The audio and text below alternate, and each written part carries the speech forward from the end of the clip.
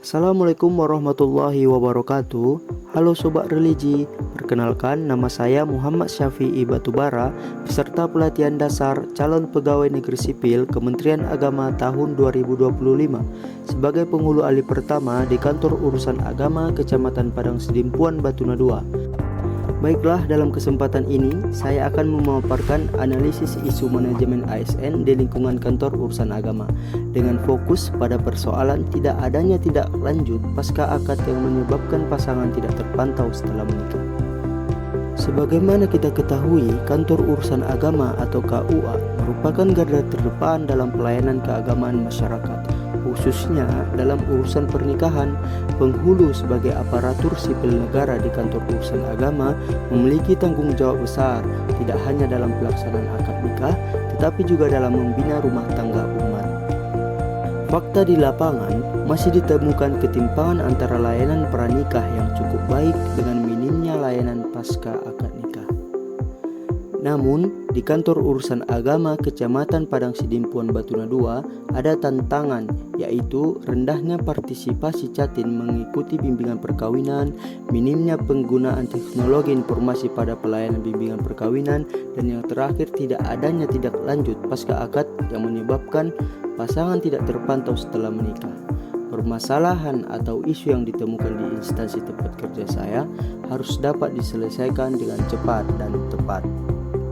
Langkah awal penyelesaian masalahnya adalah dengan cara mengidentifikasi isu dengan metode USG, Urgency, Seriousness, dan Growth. Dari 3 isu yang diidentifikasi, yang pertama, rendahnya partisipasi Catin mengikuti bimbingan perkawinan. Yang kedua, minimnya penggunaan teknologi informasi pada pelayanan bimbingan perkawinan. Yang ketiga, tidak adanya tindak lanjut pasca akad yang menyebabkan pasangan tidak terpantau setelah menikah. Ditentukan bahwa tidak adanya tindak lanjut pasca akad menyebabkan pasangan tidak terpantau setelah menikah menjadi prioritas utama karena kondisi nyata di lapangan seperti minimnya ketahanan dan kualitas keluarga yang tidak dibina secara berkelanjutan cenderung rentan terhadap masalah seperti kekerasan rumah tangga, kesulitan komunikasi, hingga krisis ekonomi. Hal ini berdampak pada rendahnya kualitas kehidupan keluarga dan anak-anak, dan gagalnya tujuan program BIMWIN dan konsultasi pranikah karena tanpa evaluasi dan pendampingan setelah pernikahan. Tujuan awal dari BIMWIN tidak tercapai secara optimal. Pengetahuan yang diberikan dipraktikkan dan dukungan emosional pasca akad pun tidak tersedia, dan hal ini berdampak sangat serius dan mempengaruhi keberlangsungan keluarga yang harmonis. Lalu isu ini dianalisis lagi untuk menemukan akar permasalahannya melalui analisis Fishbone. Melalui analisis Fishbone ini, masalah tidak adanya tindak lanjut pasca akad menyebabkan pasangan tidak terpantau setelah menikah di kantor urusan agama Kecamatan Padang Sidimpuan Batuna 2 ternyata memiliki banyak faktor penyebab. Yang pertama, dari segi metode konseling hanya bersifat satu arah. Pemantauan pasca pernikahan tidak tersedia SOP dan mekanisme pemantauan berkala.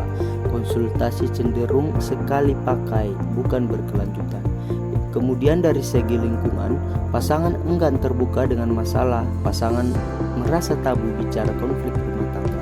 Pasangan sering menganggap konflik rumah tangga sebagai aib pribadi. Rendahnya budaya konsultasi atau membuka diri terhadap lembaga. Kemudian dari sisi sistem, tidak ada sistem database yang melacak pasangan pasca nikah. Tidak dilakukan follow up sistematis terhadap pasangan yang pernah konsultasi. Dan dari segi SDM, tidak semua penghulu memiliki keahlian dalam konseling lanjutan. Terbatasnya jumlah penghulu membuat mereka fokus pada akad bukan pembinaan.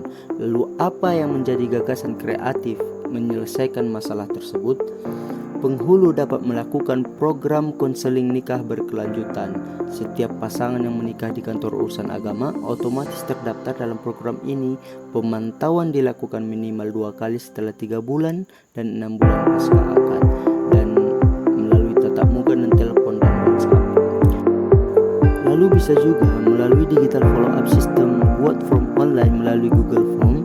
Pasangan mendapat pesan otomatis dari kantor urusan agama untuk menjawab beberapa pertanyaan data tersimpan di dashboard KUA sebagai laporan.